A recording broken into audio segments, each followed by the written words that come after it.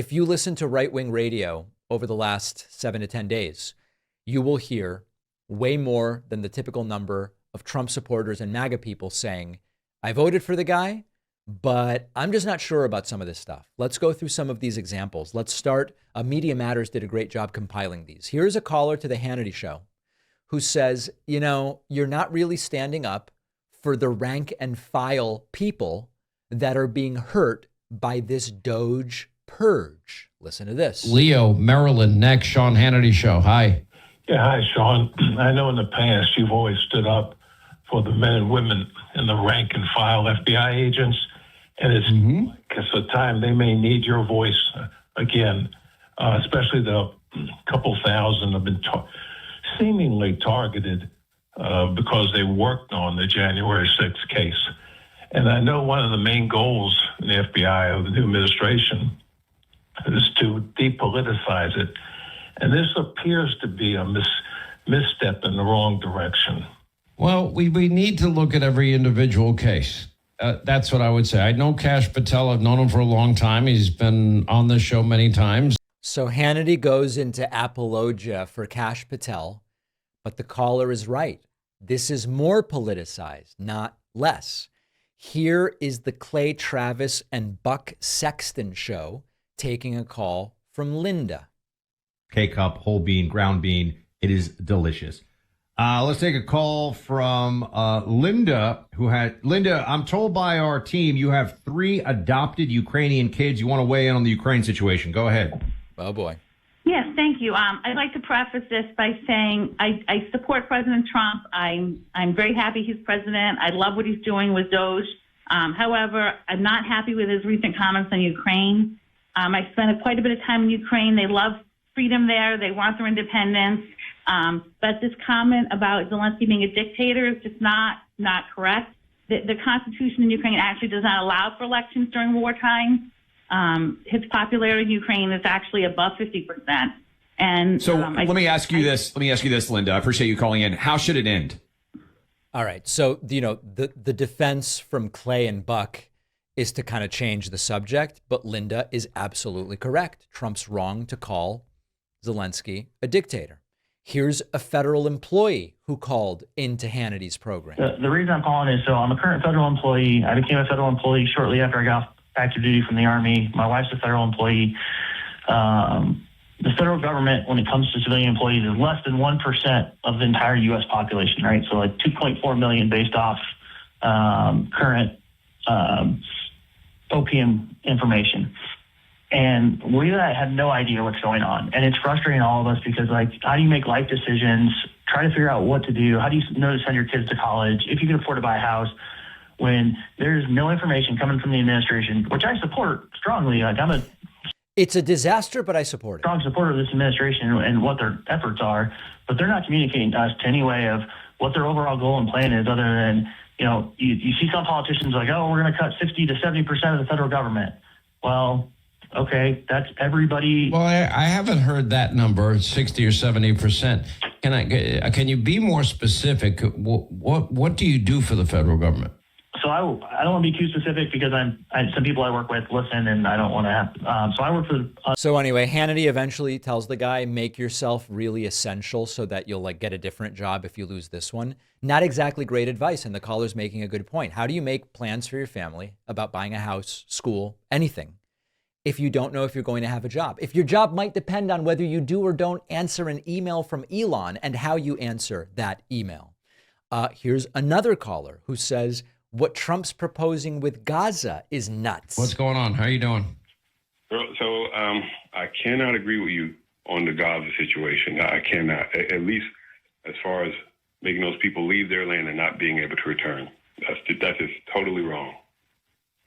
First of all, right now, have you seen pictures out of Gaza? I've been to Israel many times, and the place is pretty much decimated. It's rubble, and it's a safe haven for Hamas terrorists that were voted in by the Palestinian people.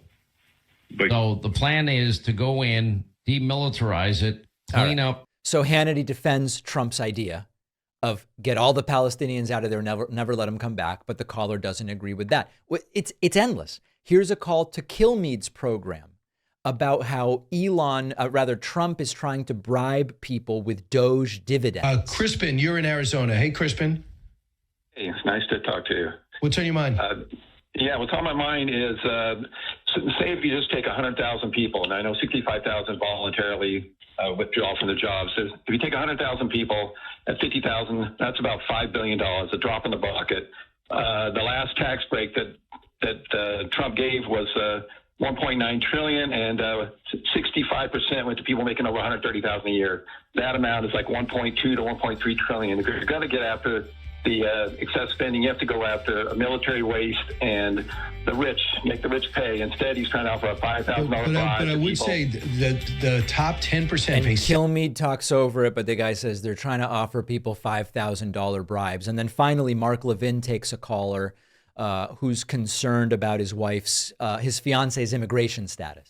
Yes, sir. So I just wanted to talk about, I've actually been to Ukraine during the war. My fiance is Ukrainian. I filed the paperwork for her to come over here because we actually were just friends at the time, but we became more with time. And she's been here because her city gets bombed usually every day. And it's very concerning to me. I've been a Republican ever since I could vote, and same with my family. And you can hear how Mark Levin is really concerned, isn't he? Family's here. I'm here. And let me guess, you're going to say, what is this animus against Ukraine and this either open or backdoor support for a mass murderer like Putin? That's your question, right? Yes. And also my other question is, her parents are here, and she is here, and her daughter, and we've been planning on getting married now for a few months. And it seems like I've read on the news now that if you were paroled into the United States, you can't file any forms.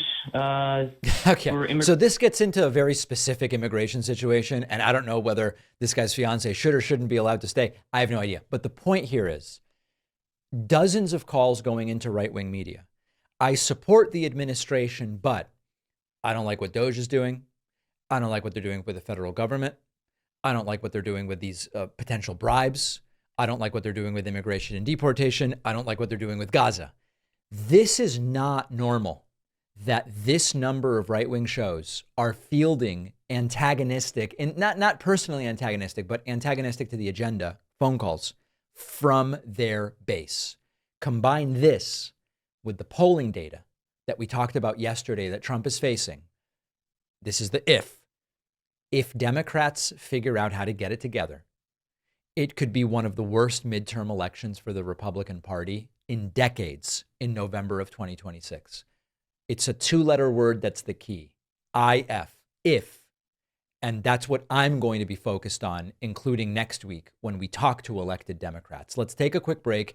Make sure that you are subscribed to the podcast to get the full show on Spotify or Apple Podcasts. And please help us reach that 3 million YouTube subscriber goal. We're almost there. And then you'll never hear me talk about 3 million again.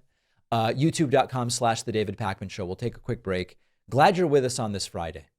Well, I wrote a book after a long journey and a ton of work. I am really thrilled with how it turned out, and I hope you'll read it. The book is called The Echo Machine. And in a nutshell, it looks at how American politics got so broken, who has already figured out solutions, and how we can try to fix it and stop the terror of Trump for the next 4 years. With Trump winning this election, the Echo Machine couldn't be more relevant, not only a warning about how we got here, but also about what might be coming and how to prevent the worst outcomes. We've got to stay engaged. We need a plan, and that's what the book is about. There's a belief out there that unless you have corporate media behind you, you can't have a successful political book launch, that it's not possible. I think we can prove that wrong. Order The Echo Machine today at davidpakman.com/echo on Amazon, Barnes & Noble, Audible, Kindle, anywhere that books, ebooks, and audiobooks are sold. You can also call any local bookstore and say, please order me The Echo Machine by David Pakman. Wherever you get the book, you'll get the free pre-order perks, including the signed book plate. Head to davidpakman.com/freebookstuff after ordering.